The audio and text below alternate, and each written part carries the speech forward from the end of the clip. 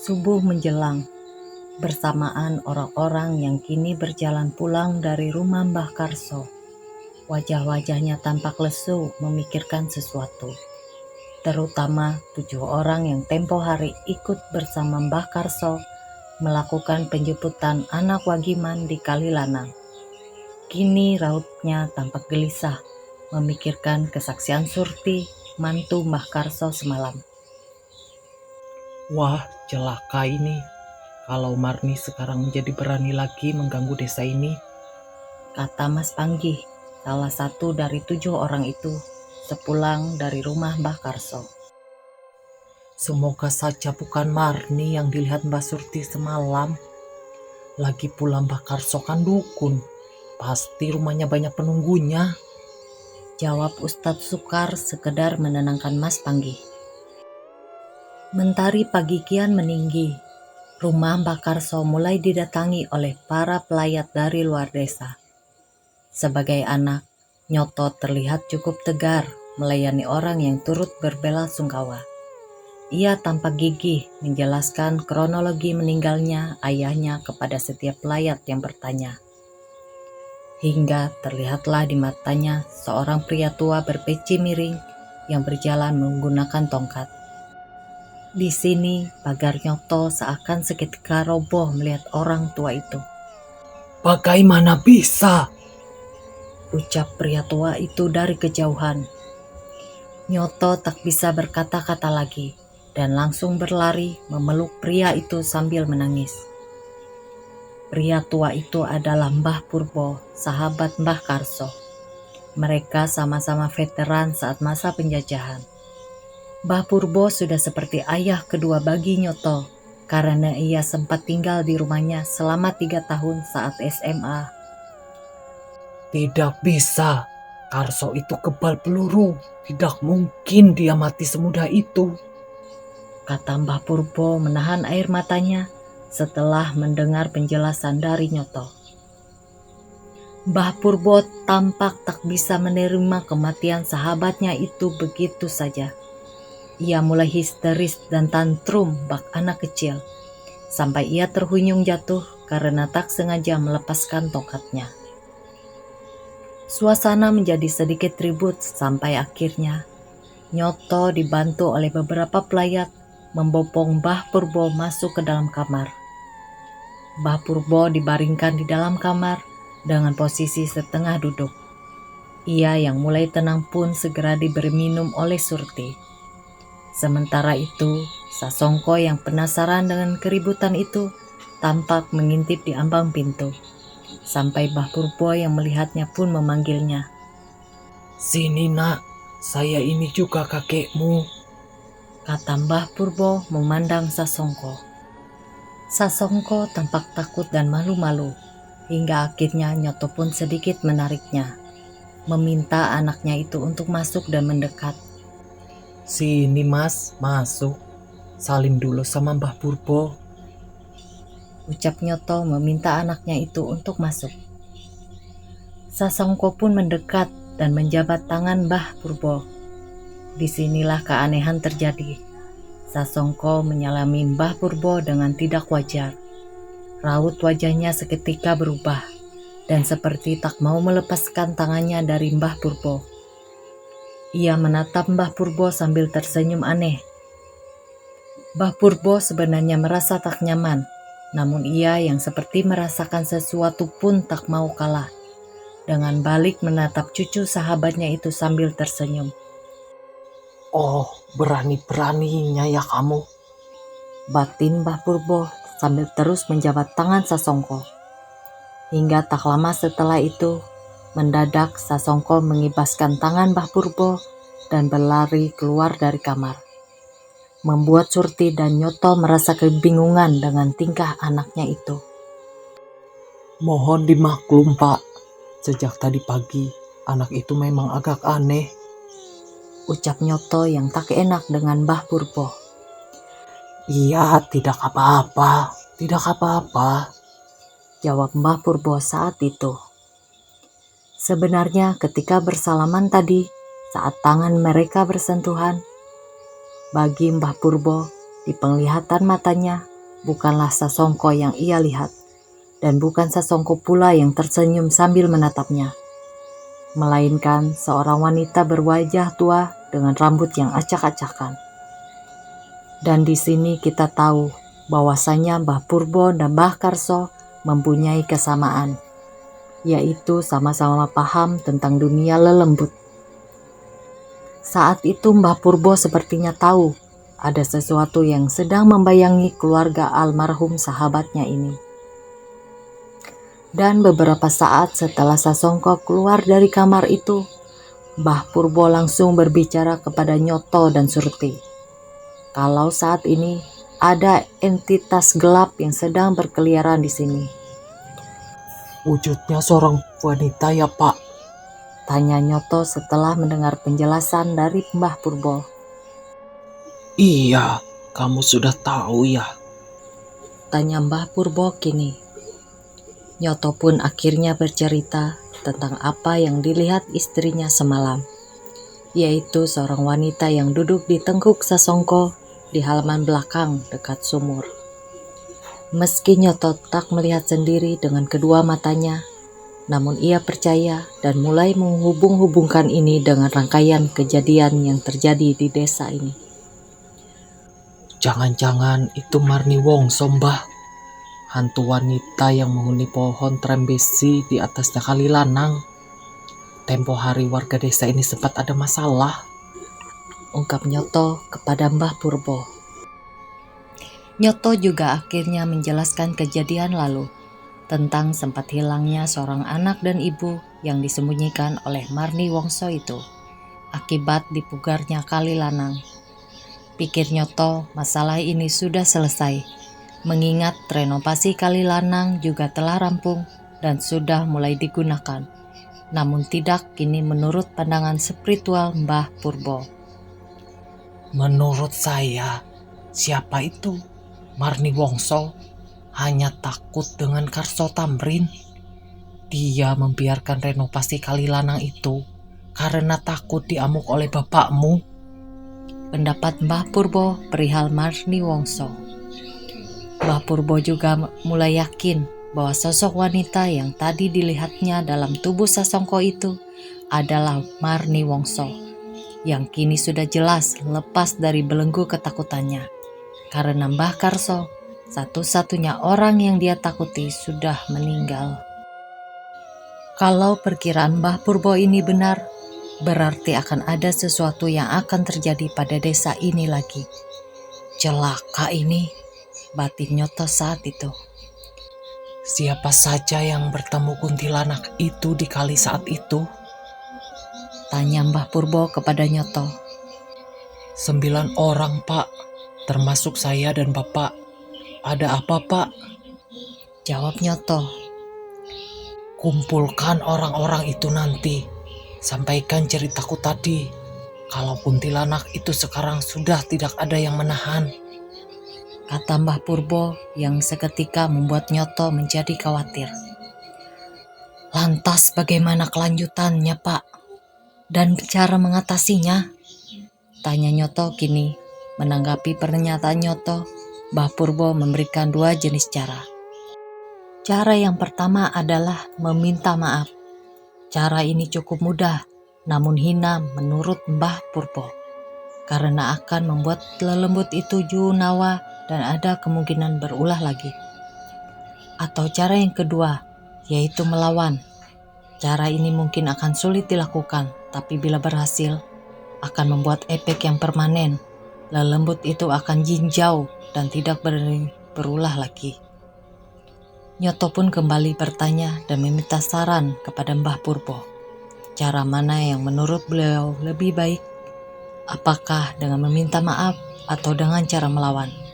Dan Mbah Purbo pun dengan tegas menjawab, ya jelas melawan toh. Sama seperti cara yang ditempuh oleh Karso Tamrin. Buktikan kepada dia, Karso hanya mati raganya, tidak dengan jiwanya. Agar dia juga tahu masih ada Karso-Karso lain di sini. ucap Mbah Purbo kepada Nyoto. Sudah, jangan khawatir. Walaupun mungkin saya tak sekuat Karso, sebisa mungkin saya tetap akan membantu, kata Mbah Purbo lagi. Berjam-jam berlalu, Mbah Purbo pun pamit pulang dan sempat berujar agar Nyoto main ke rumahnya bila nanti membutuhkan bantuan. Sudah ya, aku pamit pulang. Kalian yang tabah ya, kekal di surga untuk Karso Tamrin, kata Mbah Purbo seraya berjalan keluar dan menaiki delman yang sudah mengantar dan menunggunya sedari tadi. Singkat cerita, malamnya kiriman doa tahlil untuk almarhum Mbah Karso di hari kedua ini pun baru saja selesai. Meski tak seramai hari kemarin, tapi cukuplah untuk menegakkan hati keluarga Mbah Karso yang sedang berkabung. Sementara itu, setelah acara doa selesai, tampak kini 8 orang pilihan Mbah Karso di Kalilanang waktu itu tengah berkumpul sesuai arahan Mbah Purbo tadi. 8 orang itu adalah Nyoto, Lik Sukri, Ustadz Sukar, Pak Sobari, Mas Panggih, Pak Gugat, Lik Kantong, dan Bejo. Tanpa menunggu lama, Nyoto pun mulai membuka pembicaraan dan menceritakan semuanya, seperti apa yang tadi pagi dijelaskan oleh Mbah Purbo, perihal dugaan kuat tentang lepasnya Marni Wongso. Dedemit Kalilanang itu sudah terlepas, Kang, dan sepertinya akan membuat kekacauan di desa kita, ucap Nyoto di dalam perkumpulan itu.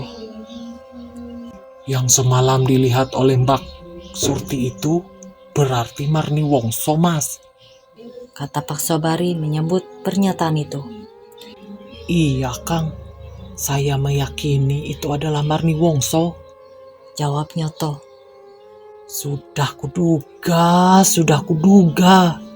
Terus kita harus bagaimana ini? Kata Lik Sukri menyela obrolan itu. Kalau saran kawan bapakku tadi, kita tetap harus melawan. Tapi lihat saja nanti, kalau memang benar Marni Wongso terlepas, pasti akan ada kejadian, ucap Nyoto menanggapi. Hah? Melawan bagaimana? Seperti apa yang dilakukan Mbah Karso? Apa kita sanggup? Saya merasa kita tidak seberani itu, tanggap Lik Sukri. Semoga saja teman bapakku itu salah. Akan tetapi, bila memang Marni Wongso ini benar-benar terlepas, saya tetap akan kembalikan kepada kalian semua. Mau dengan cara apa kita mengatasinya? Ucap Nyoto. Musyawarah pun terus dibicarakan tanpa ada mufakat, karena memang pada kenyataannya mereka belum mempunyai bukti pasti kalau si Marni Wongso itu benar-benar sudah keluar dari sarangnya. Malam semakin larut, para warga yang melekan di bawah tenda depan rumah almarhum Mbah Karso itu pun mulai beranjak pulang. Termasuk 7 orang yang tadi berkumpul bersama Nyoto juga sudah kembali ke rumahnya masing-masing. Dan pada malam inilah sebenarnya teror dimulai. Kita awali dengan Lik Sukri, tokoh paling penakut di cerita ini. Lik Sukri yang sudah sampai di depan rumahnya tampak mengendap-endap. Dengan pelan ia membuka engsel pintu agar tak membangunkan istri dan anaknya yang sudah tertidur. Bukannya langsung masuk ke kamar, Lik Sukri malah duduk di ruang tamunya, seraya menyalakan satu lagi lampu semprong untuk menambah penerangan. Maklum, rumah Lik Sukri memang belum ada listrik. Wajahnya tampak gelisah memikirkan sesuatu. Ya, apalagi kalau bukan dedemit Kalilanang itu yang kini tengah berada dalam pikiran Lik Sukri. Nyatanya pertemuan tadi membuat Lik Sukri kepikiran. Ia takut istri dan anaknya akan diculik seperti yang dialami anak dan istri Wagiman. Bisa saja keyakinan Nyoto itu tidak benar. batin Lik Sukri yang kini berjalan ke dapur untuk membuat segelas kopi. Namun baru saja ia membuka tirai dan melangkah masuk, Lik Sukri dikejutkan oleh istrinya yang ternyata sedang ada di dapur. Astagfirullah, kamu toh Bu, ngapain malam-malam di dapur? Sentak Lik Sukri yang melihat wajah istrinya itu disinari temaram lampu semprong di pinggir meja makan. Aku lapar, Pak. Kalau tidak makan, asiku tidak akan keluar, jawab istri Lik Sukri sambil menyuap talas rebus ke dalam mulutnya. Oh alah, mengagetkan saja. Saya kira kamu itu sudah tidur. Ya sudah, buatkan aku kopi sekalian, ucap Lik Sukri seraya berbalik dan berjalan lagi menuju ruang depan. Oh alah, ndak tahu orang lagi takut aja, batin Lik Sukri yang berjalan. Namun betapa kagetnya lagi ketika Lik Sukri berjalan dan melewati depan kamarnya. Istrinya yang tadi berada di dapur kini terlihat keluar dari kamar. Dan rupa kantuk sang istri bertanya kepada Lik Sukri yang kini langkahnya terhenti. Habis ngomong sama siapa toh, Pak? Tanya sang istri sambil mengusap-ngusap matanya yang masih mengantuk. Loh, Lik Sukri terdiam, tak bisa menjawab. Sampai akhirnya istrinya yang jengkel mendekat dan sedikit menampar pipinya. Pelak, sampean mabuk lagi ya? Kata sang istri sambil mendekati mulut Lik Sukri untuk memeriksa bau nafasnya. Di sini Lik Sukri seketika sadar bahwa yang tengah berada di depannya ini adalah benar-benar istrinya. Lantas siapa yang tadi ia temui di dapur? Buru-buru Lik Sukri menarik istrinya ke dalam kamar dan menutup pintu serta menguncinya. Ia pun langsung meringkuk di atas tempat tidur dan mendekap bayi kecilnya. Sang istri yang masih tak mengerti dengan apa yang terjadi juga ikut panik. Sampai ia pun juga ikut melompat ke atas ranjang dan turut memeluk sang bayi yang tengah berada di tengah-tengah mereka. Ada apa sih, Pak? Tanya sang istri yang tampak bingung. ada kamu di dapur sedang makan talas. Tadi itu aku berbicara dengan kamu di dapur, bisik Lik Sukri. Hah? Kapan aku ke dapur? Dari sampean tadi perangkat tahlilan, aku ngelawan Anjar, belum pergi ke dapur, kata istrinya lantang. Shh, makanya itu. Terus yang di dapur itu siapa? Jawab Lik Sukri sambil menyuruh istrinya untuk memelankan suaranya. Mendengar itu, istri Lik Sukri terlihat semakin mendekap anaknya. Begitu juga dengan Lik Sukri yang tampak gemetar. Ia segera memeriksa pisau cukur yang diselipkan di bawah bantal si kecil Anjar. Bersamaan dengan itu, terdengarlah di telinga mereka suara nyanyian gending Jawa dengan nada yang menggumam. Batin Lik Sukri yakin jelas suara itu bersumber dari arah dapur. Siapa itu, Pak? Kata istri Lik Sukri ingin menangis.